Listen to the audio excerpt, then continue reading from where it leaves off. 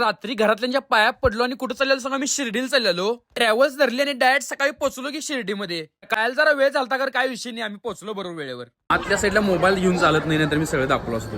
दर्शन घेऊन झाल्यानंतर मग काय करायचं म्हटलं तर जवळच साई तीर्थ पार्क एक आहे, ते असणं फक्त 10 मिनिटाच्या अंतरावर आहे. जर मी इंस्टाग्रामवर लई व्हिडिओ बघितलेलो म्हणून आलो बघा इकडे लगेच. मग व्हीआयपी पास घेतला, लगेच लांब आलतो म्हणून. जायच्या तर बँड बांधतात आणि तुमच्या संग एक माणूस असतो व्हीआयपी पास घेतला की ते स्नॅक्स ते नसतात खायला. यंदा आम्हाला जाऊन कधी लंकादहन कार्यक्रम बघायचो, ते बघायला गेलो बघा आम्ही लगेच. सेट खतरनाक केली की विषयच नाही.